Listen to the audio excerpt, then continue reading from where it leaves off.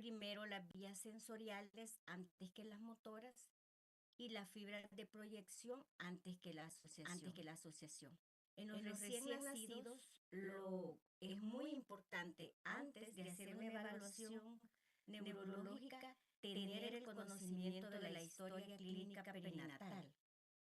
Es decir, debemos de conocer todos los antecedentes perinatales para que nosotros sepamos orientar nuestro examen físico. Es decir, tenemos que conocer la edad gestacional, los antecedentes patológicos de la madre, si ha sufrido un historia de sufrimiento fetal, si es prematuro, si es de término o de postérmino, si hubo asfixia perinatal.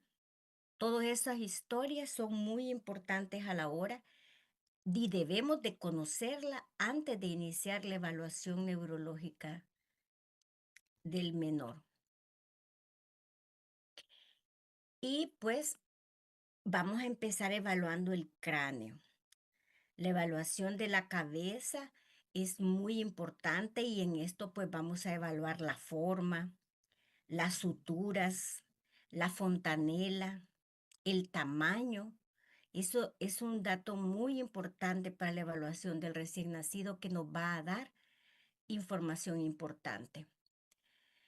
El perímetro cefálico de los niños, de los recién nacidos, mide entre 32 y 37 centímetros.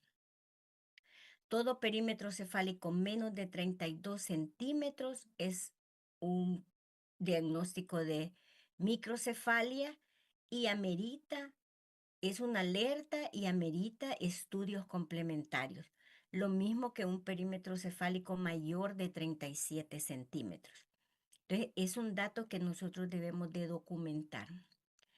A la inspección vamos a buscar dismorfias, mirar la cara del niño, las hendiduras palpebrales, la forma de los pabellones auriculares, si hay hipoplasia mediofacial y ver pues piel y faneras, es decir, ver sus uñas, sus lunares, todo lo que relaciona con la piel, porque eso también nos da mucha información.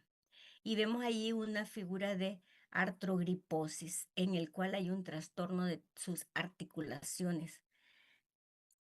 Debemos de buscar manifestaciones clínicas como lunares, como esa mancha en vino de Oporto, que es un lunar unilateral, plano y homogéneo. También podemos ver hemangiomas que están presentes desde el nacimiento. En la piel, investigar hipocromías, como vemos esas manchas hipocrómicas, hemangiomas, y en la columna vertebral vemos fositas, esas fositas o zonas con aumento de volumen a nivel lumbar o con vellosidades, lo cual nos está hablando de alteraciones de la columna.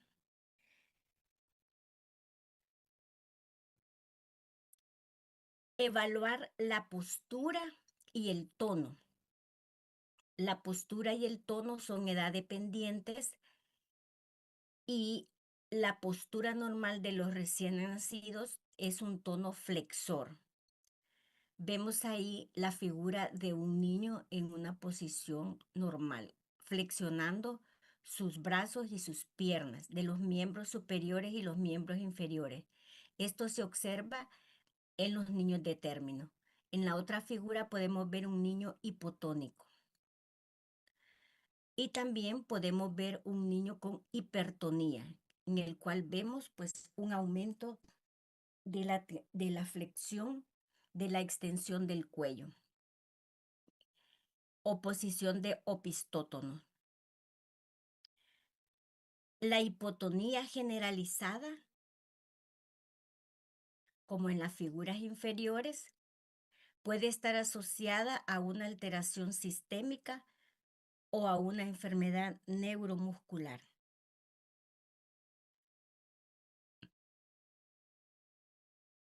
Los recién nacidos, su estado de conciencia cambia cada 4 horas, pasando del periodo de vigilia y sueño. El sueño, el sueño activo dura de 6 a 8 horas y el sueño quieto dura de 10 a 12 horas. Y cada una de estas etapas, en el sueño activo vamos a ver que el recién nacido duerme hipotónico y con una respiración regular. Pero en el sueño quieto vemos respiraciones rápidas e irregulares y puede presentar movimientos gruesos como sobresaltos. Esto es un motivo de consulta. La madre ve que el niño está dormido y sobresalta, lo ve que empieza a respirar de una forma irregular, piensa que está cansado y es la etapa del sueño. En eso él está en una etapa de sueño no REM en el que tiene respiraciones irregulares, empieza a respirar rápido, luego despacio y eso pone en alerta a la madre. Y en esta etapa el niño presenta sobresaltos. La etapa de vigilia o cuando él está despierto también tiene una etapa de alerta tranquila en el que está con mínimos movimientos, pero tiene una etapa despierto activo, en el cual él se manifiesta con movimientos considerados y simétricos. ¿Cuánto tiempo duerme un recién nacido? De 16 a 20 horas. Tiene despertares breves en el día y la noche. Duerme, despierta pocos momentos, vuelve a dormir.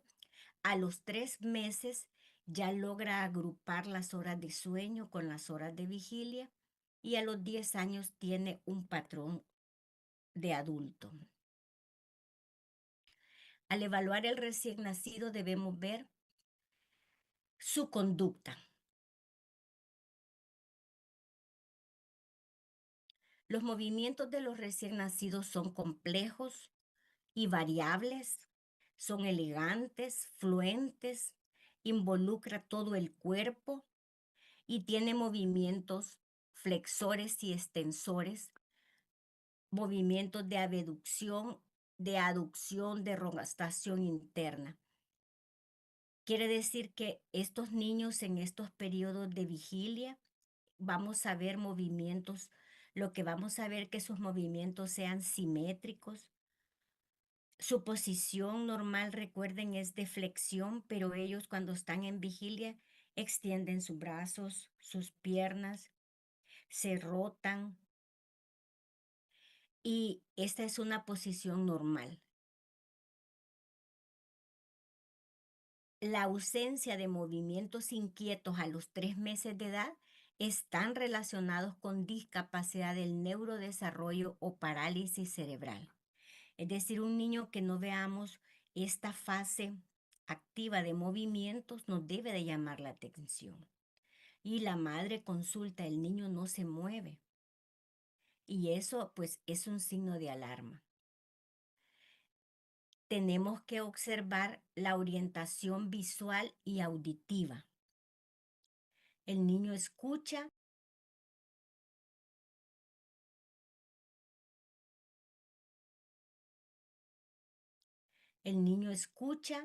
y orienta la visión a la madre y a medida que va aumentando su edad, es capaz de buscar, orientar su vista con el sonido.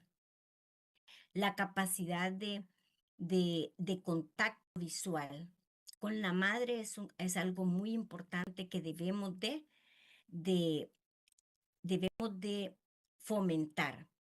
Que la madre vea al niño y que el niño establezca ese contacto visual con la madre.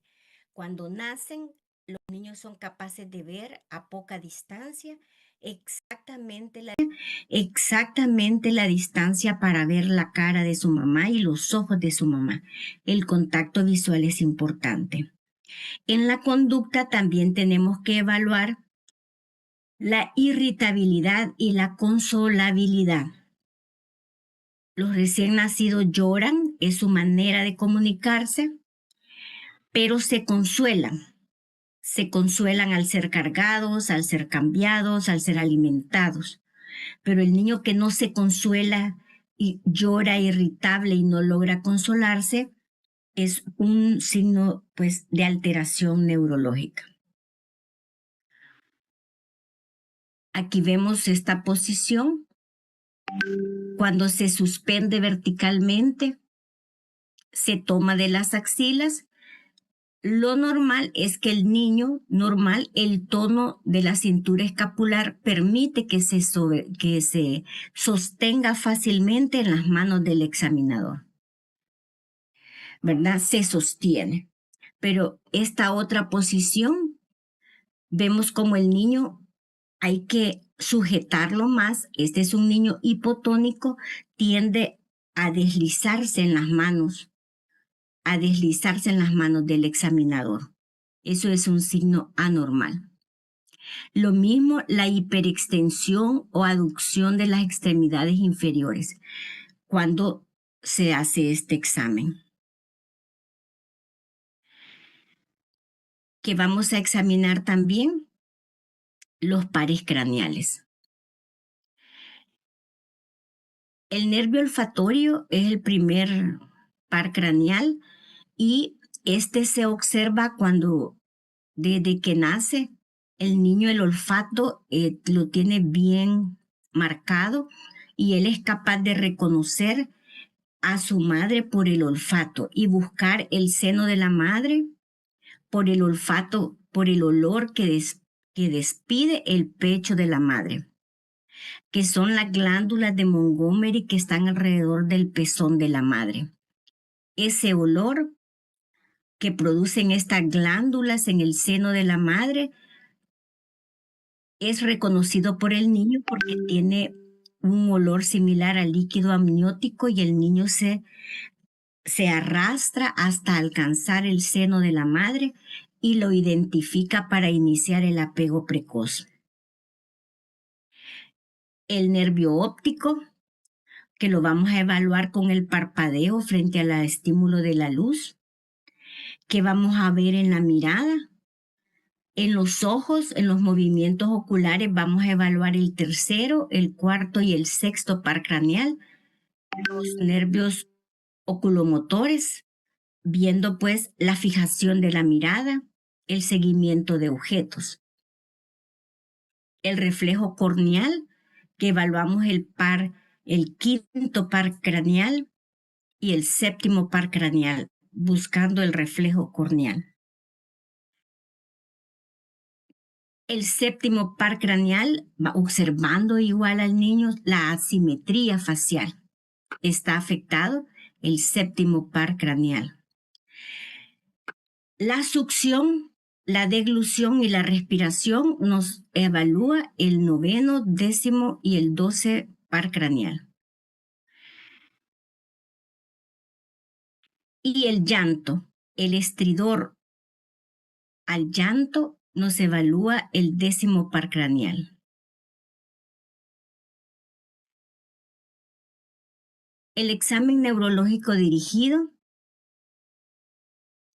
vamos a ver en cuanto al somatomotor, la postura en decúbito dorsal, el recién nacido con la cabeza en línea media y en vigilia quieta. No vamos a examinar a un recién nacido que esté dormido porque no vamos a poder encontrar sus reflejos ni hacer una adecuada evaluación, ni tampoco vamos a poder evaluarlo cuando esté en una vigilia activa, que esté llorando, que tenga hambre, que esté sucio, porque entonces va a estar inquieto y no nos va a permitir el examen físico. Debemos de esperar el momento adecuado para poder evaluarlo, que es en este periodo de vigilia quieta. Y que vamos a observar su tono muscular. Aquí podemos observar varias figuras ¿verdad? En la que vemos la posición del tono muscular. La posición normal, ¿verdad? La tenemos aquí, donde el niño tiene flexionadas sus piernas y sus brazos. Esa es la posición normal de un recién nacido. Y está disminuido a medida que el niño extiende. ¿Qué tan disminuido está a medida que extiende sus brazos y sus piernas? Igual podemos tener aumento de su tono. Vamos a evaluar la fuerza. Acá también vemos la espasticidad, la rigidez y la hipotonía. Eso es lo que vamos a ir a buscar. Espasticidad, rigidez e hipotonía. Los reflejos osteotendinosos, los reflejos rotulianos y aquilianos están presentes desde las 33 semanas de gestación. En general, la ausencia de reflejos con vigilia normal involucra un sistema nervioso periférico, lesiones nerviosas. Pero si tenemos aumento de reflejos con una conciencia alterada, implica un compromiso del sistema nervioso central. Entonces aquí tenemos que evaluar los reflejos relacionados con el estado de conciencia.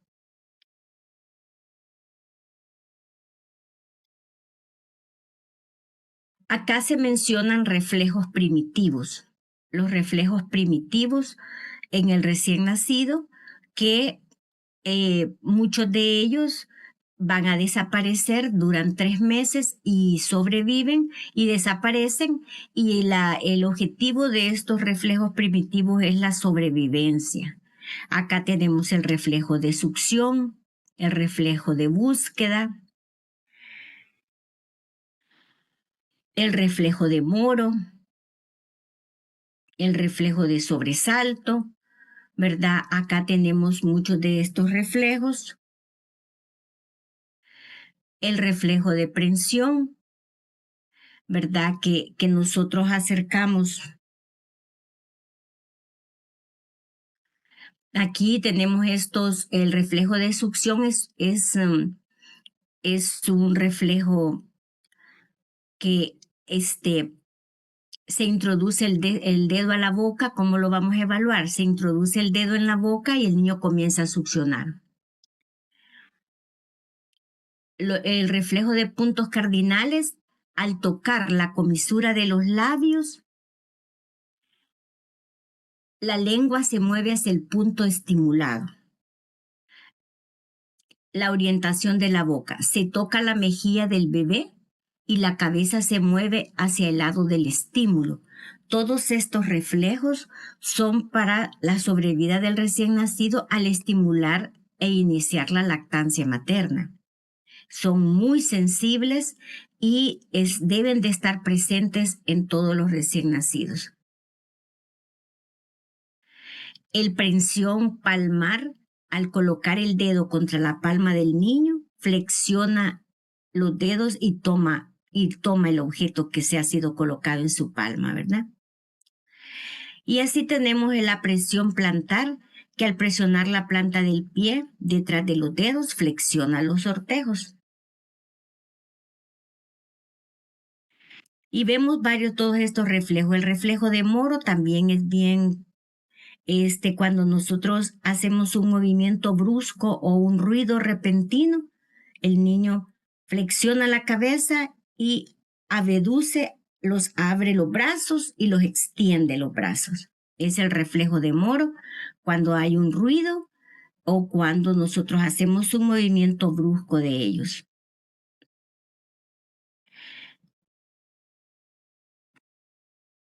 Aquí los podemos tener, el reflejo de succión, el reflejo de búsqueda, el reflejo plantar, el reflejo de Moro y el reflejo tónico del cuello.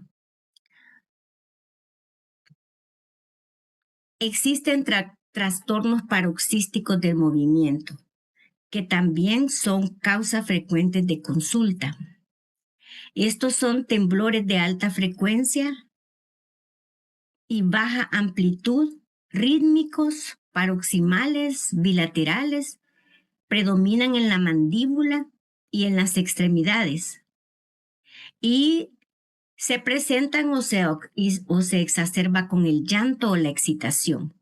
Y estos movimientos cesan al sujetar la región afectada. Las madres consultan mucho por eso. De repente, los piecitos comienzan a tener esos movimientos rítmicos, frecuentes, intensos, y se pueden confundir con convulsiones. O los movimientos en las mandíbulas al llanto. La característica de esto es que al tocar el miembro, separa el movimiento. Diferente a una convulsión que el movimiento continúa. También existen mioclonías benignas del sueño. Son movimientos bilaterales, mioclónicos, que predominan en los miembros, en las extremidades superiores, no comprometen la cara.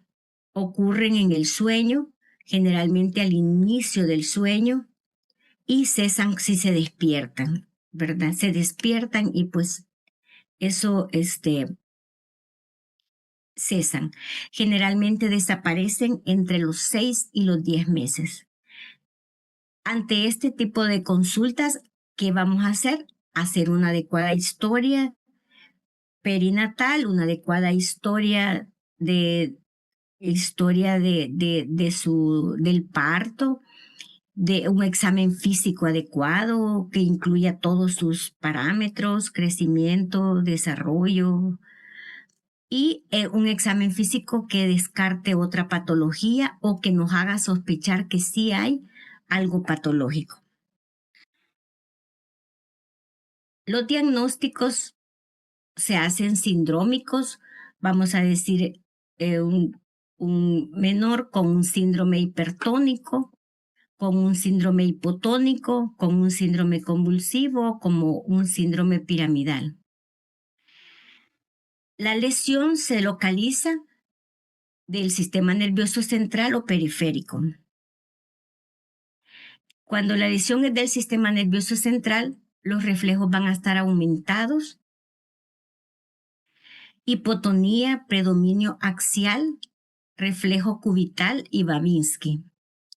Y si es del sistema nervioso periférico, la vigilia es normal, los reflejos están ausentes o están disminuidos y hay hipotonía, con ausencia de clonus, Babinski y deprensión. Las causas de estos daños neurológicos son la encefalopatía hipóxico-isquémica, las malformaciones del sistema nervioso central, los mielos meningocele. Son las principales causas de este tipo de anomalías. En los lactantes, pues mucho de lo que es el examen físico, pues igual va a funcionar para los lactantes, pero vamos a ir identificando algunas conductas de su neurodesarrollo que nos van a poner, que tenemos que vigilar o ponernos en alerta si no se presentan. Entre los 4 y los 5 meses, a nivel motor, comienzan a llevar las manos voluntariamente hacia los objetos para tomarlos. Utilizan indistintamente ambas manos o muestran preferencias por uno de ellos. A nivel social, ¿le interesan las personas y los objetos del entorno o se muestra indiferente? A nivel sensorial, vuelve la cabeza hacia el lado donde se le llama suavemente. O sea, vamos buscando el nivel sensorial, si el niño busca con la mirada o da la vuelta ante un sonido, pero él ya tiene capacidad de hacer eso. A los 7 meses, se mantiene sentado sin apoyo durante 1 minuto.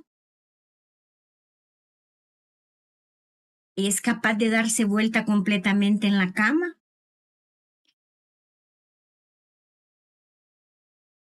Paracaídas laterales empiezan antes de que se siente. Es para que se estabilice. Nosotros hacemos la prueba del paracaídas, que es inclinar al niño hacia adelante y él abre sus manos como protección. Ya debe de estar presente ese reflejo.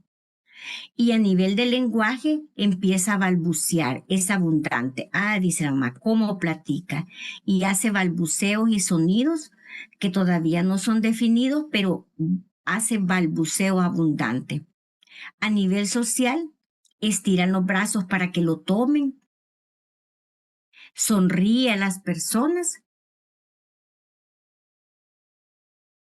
Y a nivel sensorial, hay que vigilar el estrabismo. El estrabismo, que es la desviación de los ojos de una forma asimétrica. A los 10 meses, ¿qué vigilaremos? A nivel motor, es capaz de mantenerse de pie, aún con ligera ayuda. No logra mantener todavía una postura, ¿verdad? Se mantiene de pie con ligera ayuda, dando saltos, sin postura en tijeras o equino. Es decir, se apoya mucho los pies, puede tener una hipertonía y pudiendo hacer pie equino, es decir, empieza a desviar sus pies. Eso tenemos que vigilar. Él se tiene que mantener de pie con sus piernas, ver que no se apoye, con una hipertonía de los miembros inferiores o con desviaciones de los pies en posición equino. Preguntarnos, ¿y es capaz de tomar un objeto entre el dedo índice y el pulgar, haciendo la pinza o utilizar toda la mano? El niño ya utiliza ambas manos de manera similar y a nivel social comienza a mostrar señales de extrañeza ante desconocidos o le es indiferente. Ya el niño saluda, hace chao y a nivel de lenguaje, en sus balbuceos, comienza a emitir sonidos similares a palabras. Ya dice mamá, mamá, no dice la palabra formada y completa, pero ya no solo es un balbuceo, sino que ya empieza a producir sílabas similando unas palabras. De 12 a 14 meses, ya es capaz de caminar solo,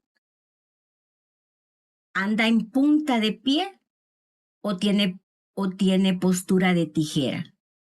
¿Qué es lo normal? Lo normal es que camine solo. Un niño de 12 a 14 meses tiene que ser capaz de caminar solo, ¿verdad? ¿Qué es lo anormal? Que camine de puntas o que tenga los miembros inferiores en posición de tijera, cruzando sus piernas.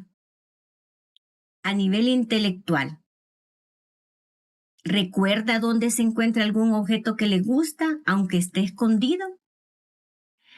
Es capaz de identificar eso, ¿verdad? Lo busca con la mirada y en el lenguaje pronuncia algunas palabras refiriéndose claramente a una persona o a un objeto concreto. Y el niño ya es capaz de decir una palabra que identifica a una persona. Ya puede decir mamá, papá, agua. La palabra completa. Ya gatea y camina. Camina solo en línea recta, no es capaz de dar vueltas, si no se cae, ¿verdad? Se desliza. Ya caminar, eso ya es capaz a los 18 meses. Al año, pues solo camina en línea recta, no es capaz de dar vueltas, sino porque todavía no tiene ese equilibrio. Eso se logra a los 18 meses. Banderas rojas del neurodesarrollo si persisten los reflejos primitivos después de los 3 a 6 meses. Cuando hay ausencia de reflejos protectores. Cuando hayan reflejos patológicos o signos de compromiso de las vías piramidales, extrapiramidales o cerebelosas. Banderas rojas de lenguaje, ausencia de funciones prelingüísticas como el gorjeo, vocalización o balbuceo. Ausencia de comunicación visual. La comunicación visual, la ausencia de contacto visual. El niño que evita el contacto visual es una bandera roja de lenguaje. Y ausencia de un lenguaje gestual. ¿Cuál es el lenguaje gestual? Todo aquel lenguaje que expresa sentimientos, emociones, afecto, ¿verdad? La ausencia de eso se afecta con sus gestos. El niño es capaz de comunicarse y expresar emociones. La ausencia de este lenguaje, un niño indiferente en la comunicación, es una bandera roja del lenguaje. Aquí tenemos los 12 pares craneales. En este dibujito podemos ver, ¿verdad? El 1, el nervio olfatorio. El 2, el nervio óptico. El 3, el motor ocular común. El 4, el troclaro patético. El sexto, motor ocular externo. El séptimo, el facial. El octavo, el coclear. El 9, el 10 y el 12 lo vamos a evaluar en la lengua, su capacidad al observar la lengua, los movimientos de la lengua, su capacidad de succión, su capacidad de deglución. Y el 11, el accesorio espinal. En el examen motor vamos a evaluar la masa muscular. La masa muscular, el tono muscular, la postura de las extremidades, la motilidad, la fuerza muscular, los reflejos osteotendinosos y la respuesta planteada. Esta escala nos habla sobre la fuerza muscular y nos ayuda a evaluar pues el examen motor, ¿verdad? La escala tiene 5 puntos y tiene una fuerza normal. 4, cuando vence resistencia leve. 3, cuando vence la gravedad en forma sostenida. 2, si moviliza las articulaciones. 1, si contrae pero no moviliza las articulaciones. Y 0, si hay ausencia de contracciones. Acá vemos los reflejos osteotendinosos. ¿Qué vamos a ver de los reflejos osteotendinosos? Si esos reflejos están exacerbados, abolidos, si son asimétricos. Eso es lo que vamos a describir, ¿verdad? Si están presentes y normales, si están presentes pero exacerbados, si están abolidos o si están asimétricos. Eso es lo que tenemos que vigilar. Y algunos de estos reflejos tenemos aquí el bicipital, en el cual pues utilizando un martillo de reflejo vamos a dar golpes o a percutir el músculo bicipital. Igual tenemos el tricipital, el brachiorradial, el aquiliano y los rotulianos. Estos reflejos tenemos que aprovechar, andar su martillo de reflejos y evaluar. Para evaluar estos reflejos, pues necesitamos la colaboración de los niños, este, y que esté tranquilo, ¿verdad? Y lograr la colaboración de ellos para poder hacer las evaluaciones. Pero siempre que tengamos oportunidad de evaluar un niño, evaluemos estos reflejos para que nos vayamos familiarizando con ellos. La función cerebelosa se evalúa con la hipotonía, la inclinación de la cabeza hacia adelante o el temblor en la acción. En la marcha existen diferentes alteraciones de la marcha, como la marcha cerebelosa, en la cual hay una base de sustentación amplia. Para lograr mantener el equilibrio tiene que abrir sus piernas, sus miembros inferiores para lograr mantener el equilibrio. Eso es la marcha cerebelosa. También vemos la marcha espástica, en la que las extremidades son rígidas, movimientos de tijera, el estapié, ¿verdad? Cómo la persona tiene que levantar su pie, el miembro inferior para poder dar el paso,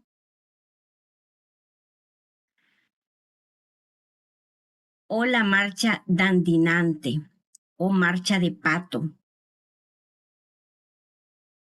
en el que se da un bamboleo de la cadera.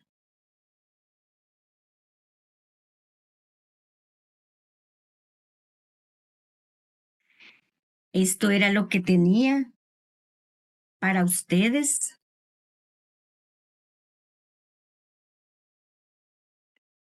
Quiero ver, quiero ver.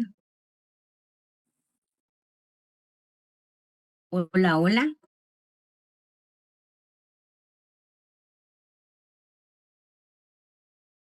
Sí, le escuchamos, doctora. Ah, ok. Eso era lo que teníamos con la presentación. No sé si alguien tiene algún comentario o alguna pregunta o alguna experiencia que hayan tenido con los pacientes, si han tenido ya la oportunidad de hacer evaluaciones neurológicas en los niños.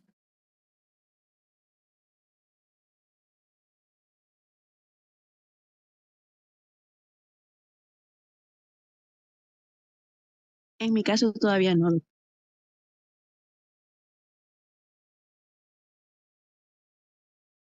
¿Ok? Bueno, acá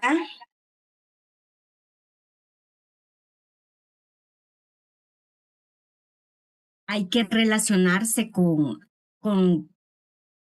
la inspección, ¿verdad? Siempre la primera, la historia es la base, la historia, qué fue lo que pasó, la forma en el caso de los recién nacidos, los antecedentes perinatales siempre van a ser muy importantes para evaluar el estado neurológico.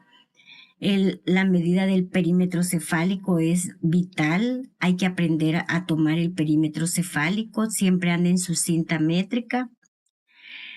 Y a la evaluación del examen físico del niño, reforzando que hay que hacerlo con el niño en un estado de vigilia, tranquilo. No vamos a hacerlo cuando el niño esté llorando, inquieto, con hambre, porque no lo vamos a poder hacer. Igual, en los recién nacidos, la inspección, y en los lactantes y en todo paciente, la historia, la inspección, y luego pues hacer un examen dirigido, evaluar los pares craneales.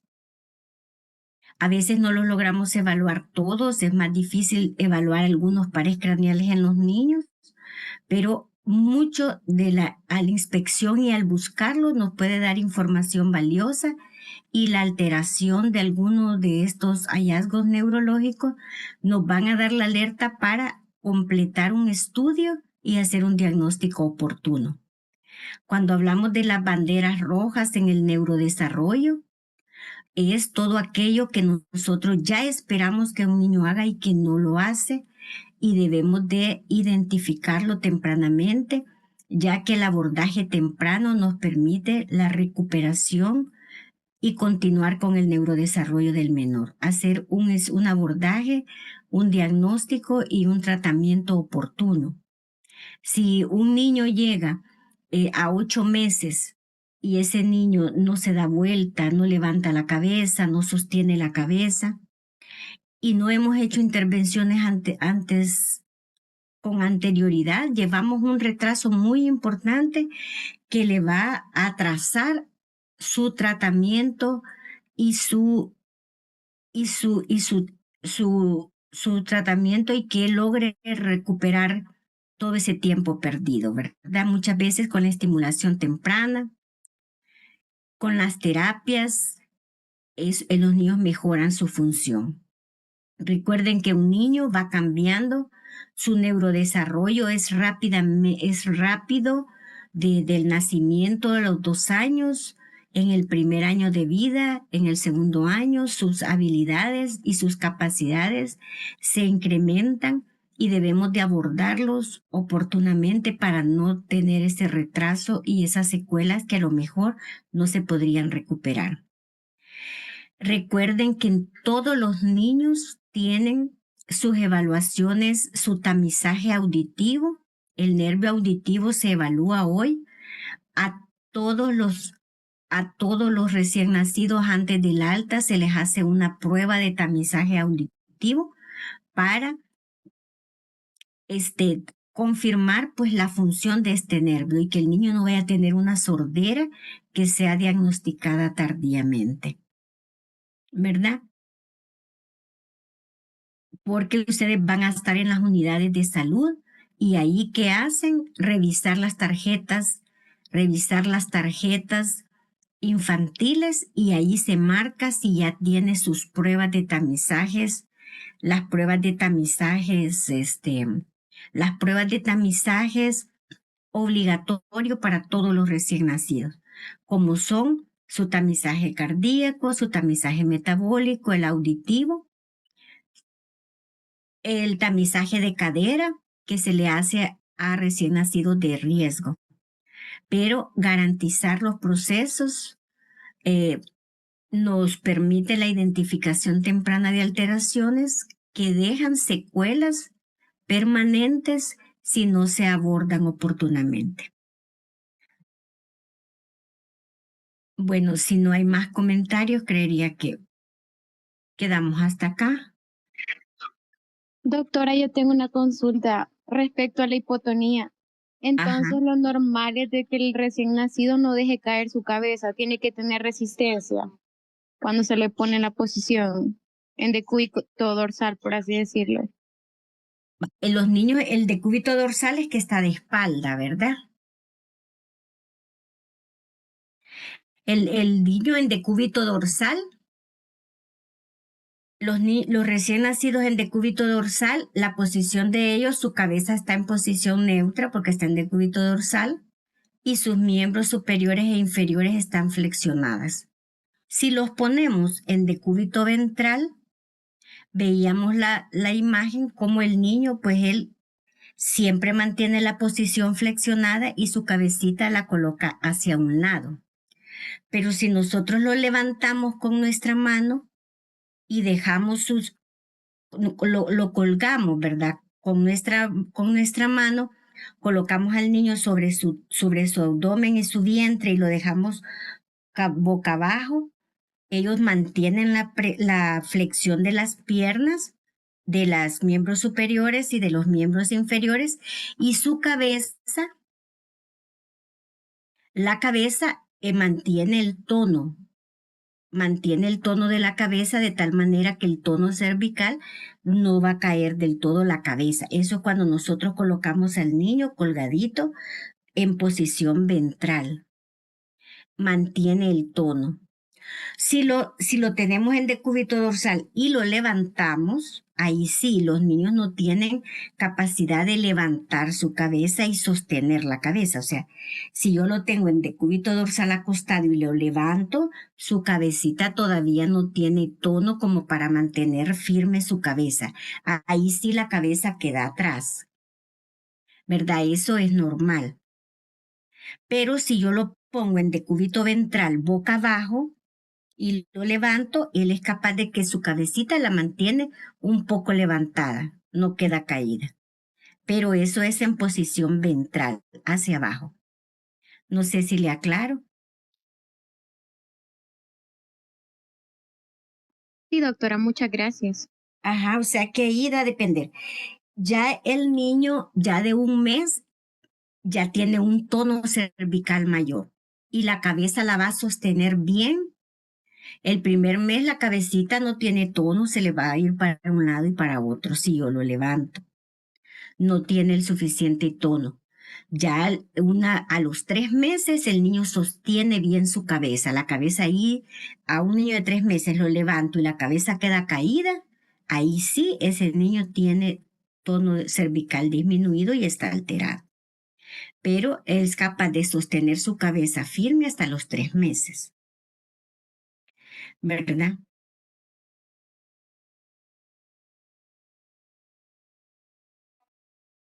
Gracias, ¿Alguna doctora. otra pregunta?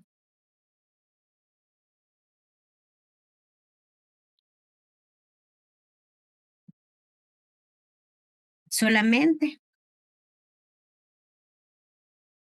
Bueno, entonces llegaríamos hasta acá, ¿verdad? Muchas gracias. Muchas gracias, doctora.